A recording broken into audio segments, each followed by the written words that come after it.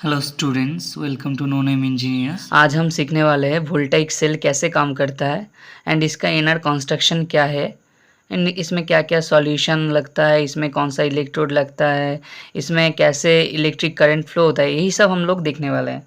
सो आज हम सीखेंगे वोल्टाइक सेल कैसे काम करता है। सो वोल्टाइक सेल कैसे काम करते हैं वो सीखने से पहले हम लोगों को वोल्टाइक सेल एक्चुअली जो वोल्टाइक सेल का जो इनर कंस्ट्रक्शन होता है वो पहले हम लोग सीख लेते हैं। सो वोल्टाइक सेल का इनर कंस्ट्रक्शन मतलब उसका अंदर में, उस बैटरी के अंदर में क्या क्या रहता है। तो इस बैटरी के अंदर में रहता है, एक तो जिंक सल्फेट का सोल्यूशन रहता है।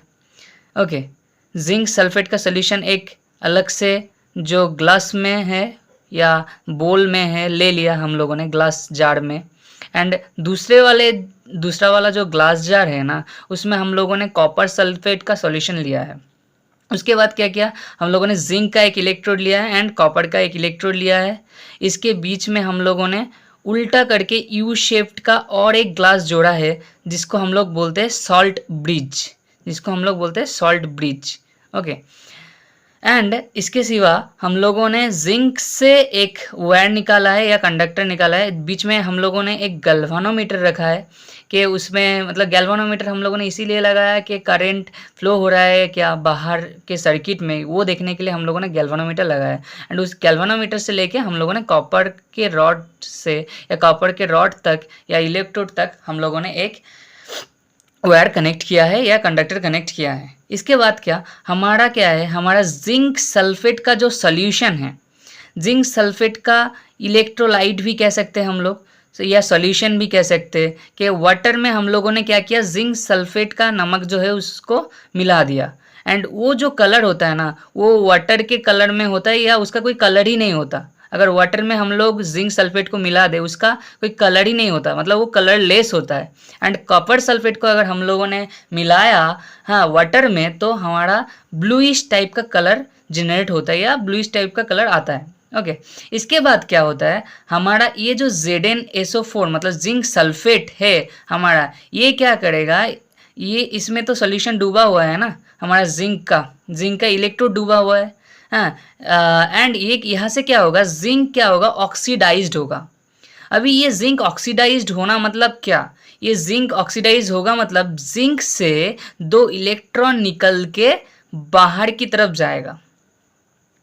जिंक से 2 इलेक्ट्रॉन निकल के बाहर की तरफ जाएगा। हाँ, ये क्यों होता है, ये जो जिंक से 2 इलेक्ट्रॉन बाहर की तरफ अचानक क्यों हुआ, क्योंकि अगर हम लोग इलेक्ट्रोनेगेटिविटी का फिजिक्स का टेबल देखें तो हम लोगों को पता है कि जिंक का इलेक्ट्रोनेगेटिविटी कॉपर से बहुत ज़्यादा है। सो इसीलिए जिंक पहले क्या हो जाता है, ऑक्सीडाइज हो जाता है। एंड ऑक्सीडाइज होने का मतलब क्या, ऑक्सीडाइज होने का मतलब 2 इलेक्ट्रॉन निकलता है। मतलब इलेक्ट्रॉन जो छोड़ता है ना, जो इलेक्ट्रोड, उसी को हम लोग क्या बोलते हैं, वो जो रॉड है या इलेक्ट्रोड है वो ऑक्सीडाइज्ड हुआ है। एंड उसी को हम लोग क्या बोलते हैं, दूसरा नाम देते हैं एनोड है। वो क्या होता है, एनोड। इसके प्रीवियस लेक्चर में हम लोग पढ़ चुके हैं एनोड क्या है। हाँ, एंड एनोड किसको बोलते हैं, जिस इलेक्ट्रोड में ऑक्सीडाइजेशन होता है वही हमारा एनोड होता है। एंड यहाँ से क्या होगा, 2 इलेक्ट्रॉन निकल के बाहर की तरफ जाएगा एंड गैल्वानोमीटर में आएगा। गैल्वानोमीटर होके ये क्या होगा, कॉपर का इलेक्ट्रोड में चला आएगा। एंड इसका ये तो हुआ हमारा जिंक ऑक्सीडाइज होने के बाद। खाली जिंक ऑक्सीडाइज होने के बाद 2 इलेक्ट्रॉन निकल गया एंड 2 इलेक्ट्रॉन इधर आ गया, बस यही पे खत्म नहीं है। तो क्या होगा, हमारा जिंक जब ऑक्सीडाइज्ड हुआ ना, तब क्या होता है, तो जिंक जब ऑक्सीडाइज्ड हुआ तो जिंक में फॉर्म करता है Zn2+। मतलब Zn2+ का मतलब क्या है, Zn2+ का मतलब ये जो जिंक का रॉड है ना, ये जिंक का रॉड क्या हुआ, ऑक्सीडाइज्ड हुआ है। एंड ऑक्सीडाइज होने के बाद क्या करेगा, ये ऑक्सीडाइज होने के बाद हाँ जिंक का मतलब जो सॉलिड है Zn सॉलिड, मतलब ये रॉड जो है जिंक का सॉलिड क्या होगा, ऑक्सीडाइज होने के बाद यहाँ पे Zn2+ मतलब क्या, ये 2 इलेक्ट्रॉन छोड़ देगा। मतलब ये जो प्लस में 2 इलेक्ट्रॉन मैंने लिखा, ये 2 इलेक्ट्रॉन ही क्या किए, ये जिंक रॉड छोड़ दिया। अभी ये जिंक रॉड 2 इलेक्ट्रॉन छोड़ने के बाद क्या होगा, जिंक रॉड 2 इलेक्ट्रॉन छोड़ने के बाद जिंक आयन में कन्वर्ट हो गया, आयनिक फॉर्म में आ गया। एंड कभी भी एक आयन का कोशिश यही रहता है कि वो आयनिक फॉर्म में ना रहे।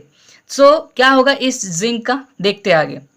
एंड इसके बाद पहले तो देख लेते हैं, ये जिंक कभी भी आयन में रहने की कोशिश ही नहीं करेगा। मतलब ये होगा क्या, ये फुलफिल होने की कोशिश करेगा, या जो दो इसने छोड़ दिया ना इलेक्ट्रॉन, वो कहीं ना कहीं से जुगाड़ करके किसी ना किसी के साथ ये बॉन्ड बना के रहेगा।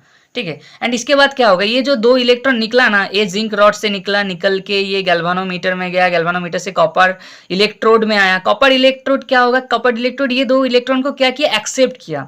एक्सेप्ट करने के बाद क्या होगा, अभी इसमें भी ना कॉपर का क्या होगा, आयोनिक फॉर्म रहेगा। अभी यहाँ पे कॉपर का आयोनिक फॉर्म कहाँ से आया, यहाँ पे हमारा जिंक का आयनिक फॉर्म कहाँ से आया था, जिंक सॉलिड से आया था। लेकिन यहाँ पे जो कॉपर का आयनिक फॉर्म आएगा ना, ये आएगा कॉपर सल्फेट तोड़ के। मतलब CuSO4 जो कॉपर सल्फेट का सॉल्यूशन है, ये टूटेगा, डिवाइड हो जाएगा। मतलब Cu2+ एंड SO4 2- कॉन्फ़िगरेशन में ये टूट जाएगा। ठीक है। क्यों टूटा, क्योंकि ये कॉपर को देखने को मिल रहा है क्या, कि कॉपर अभी देखने को मिलेगा कि अगर मैं बॉन्ड से निकल जाता हूं ना, तो अभी क्या होगा, ये बॉन्ड से निकल गया, मतलब क्या, इसमें दो इलेक्ट्रॉन छोड़ दिया, अभी अभी Cu2+ हो गया ना, दो इलेक्ट्रॉन छोड़ दिया, एंड SO4 2- को दे दिया दो इलेक्ट्रॉन।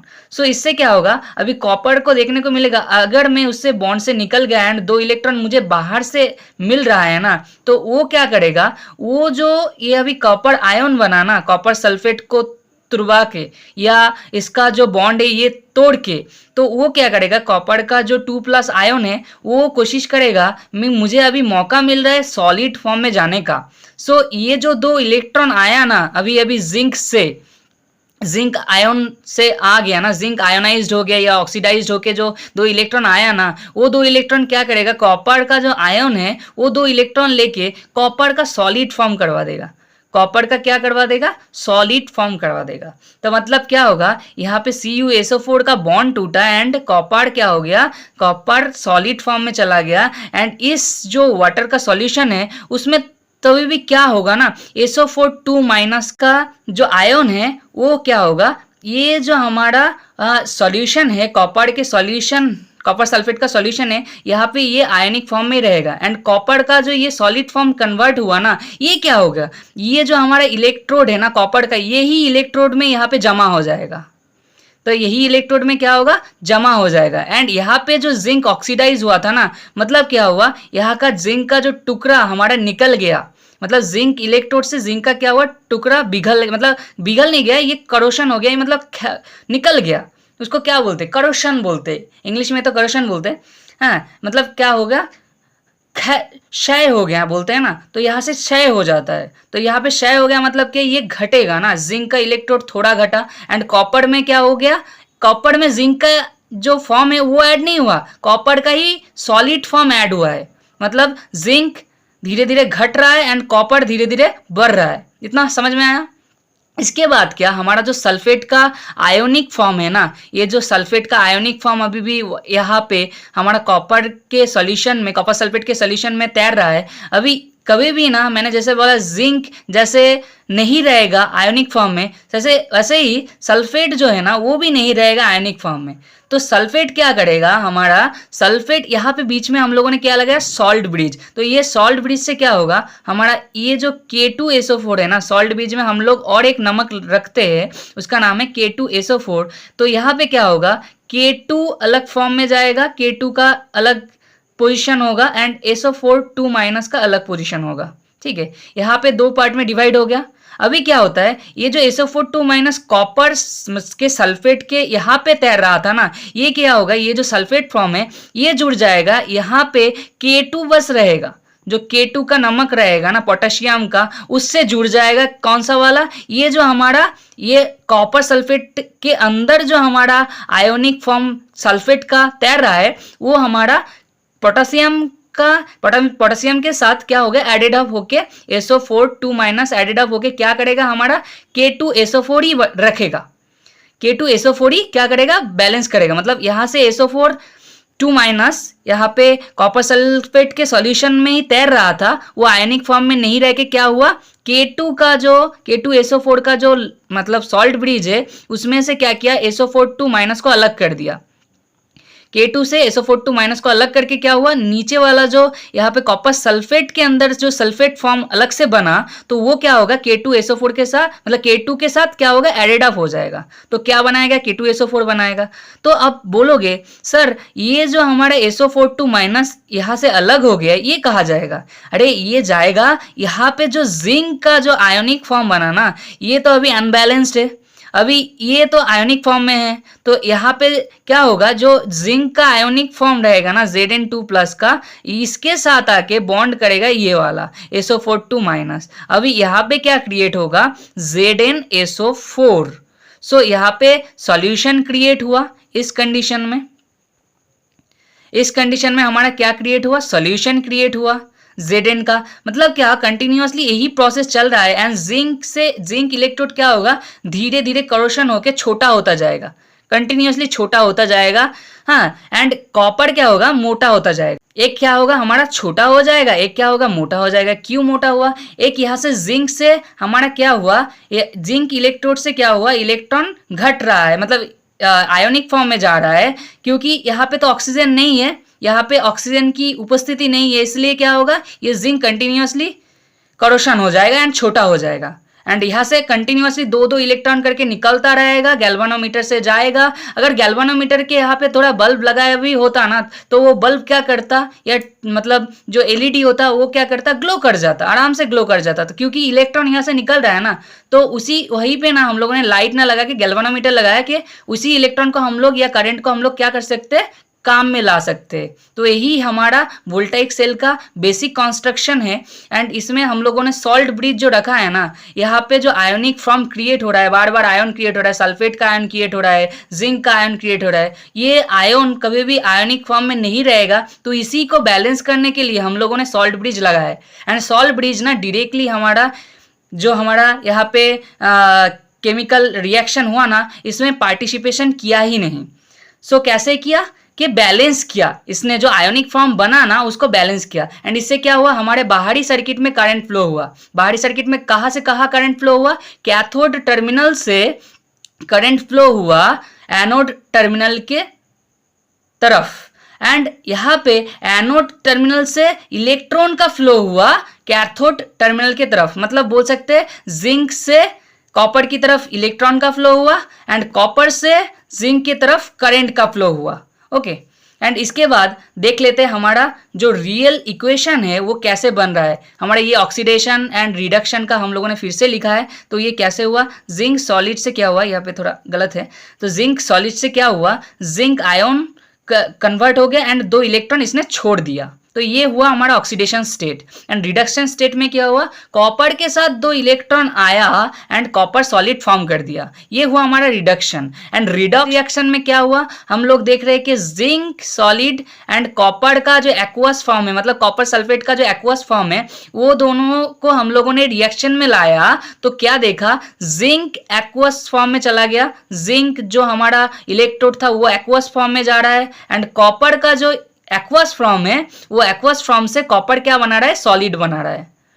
मतलब समझ में आया कि हम लोगों ने यही पे देखा, ये जो रिडक्स रिएक्शन अभी बोला ना मैंने कि जिंक सॉलिड क्या कर रहा है, कॉपर का एक्वस फॉर्म को क्या कर रहा है, कॉपर के एक्वस फॉर्म के साथ हम लोगों ने रिएक्शन में लिया था। यहाँ पे जिंक सॉलिड को हम लोगों ने कॉपर का एक्वस के सॉल्यूशन के साथ, मतलब ये जिंक का सल्फेट का सॉल्यूशन अलग से, कॉपर का सल्फेट का सॉल्यूशन अलग से, मतलब जिंक क्या कर रहा है, जिंक सॉलिड में था, जिंक घट रहा है, और यहाँ पे जो कॉपर सल्फेट का वाटर या मतलब इलेक्ट्रोलाइट फॉर्म है वो क्या हो रहा है, धीरे धीरे कन्वर्ट हो रहा है सॉलिड फॉर्म में। तो इसी को हम लोगों ने रिडक्स रिएक्शन में अलग से लिखा है कि क्या, कि जिंक सॉलिड था एंड कॉपर का जो सल्फेट का एक्वस फॉर्म था उससे मिलके क्या बनाया, जिंक का एक्वस फॉर्म बार बार एक्स्ट्रा क्रिएट कर रहा है एंड कॉपर का क्या बना रहा है, सॉलिड बना रहा है। एक्वस फॉर्म मतलब क्या, मतलब ये जिंक पिघल जा रहा है, ये जिंक पिघल जा रहा है एंड पिघल के क्या हो जा रहा है, बार बार यहाँ पे जिंक सल्फेट का सॉल्यूशन का वो क्या कर रहा है, गाढ़ा कर रहा है। मतलब जिंक सल्फेट यहाँ पे कंटिन्यूसली बढ़े जा रहा है। लेकिन एंड ये 2 इलेक्ट्रॉन छोड़ के यहाँ पे क्या बना रहा है, यहाँ पे कॉपर सल्फेट के सॉल्यूशन से कॉपर सल्फेट जो है ये हमारा कॉपर सल्फेट का कंटिन्यूसली डिक्रीमेंट हो रहा है कॉपर सल्फेट का सोल्यूशन का, मतलब कॉपर सल्फेट डिक्रीमेंट हो रहा है। क्यों डिक्रीमेंट हो रहा है? क्योंकि कॉपर गया हमारा सॉलिड फॉर्म में, कॉपर क्या हो रहा है हमारा सॉलिड फॉर्म में आ गया, एंड सल्फेट क्या हुआ आयोनिक फॉर्म में आ गया, and copper continuously solid form में क्या हो रहा है यहाँ पे रॉड में जमा हो रहा है, कॉपर के रॉड में, तो कॉपर का रॉड मोटा हो जाएगा, एंड रॉड मोटा होगा तो मतलब क्या हो रहा है, तो यहाँ पे एट ए टाइम पे क्या होगा कि जिंक पिघलते पिघलते एकदम छोटा हो जाएगा, एकदम कॉर्रोशन होते होते क्या होगा जब वेरी स्मॉल हो जाएगा, जब बहुत छोटा हो जाएगा ना, छोटा पड़ जाएगा ना, तब ये बंद हो जाएगा, ये प्रोसेस ही बंद हो जाएगा। तो आप लोगों को शायद समझ में आया होगा कि वोल्टाइक सेल एक्चुअली कैसे काम करता है।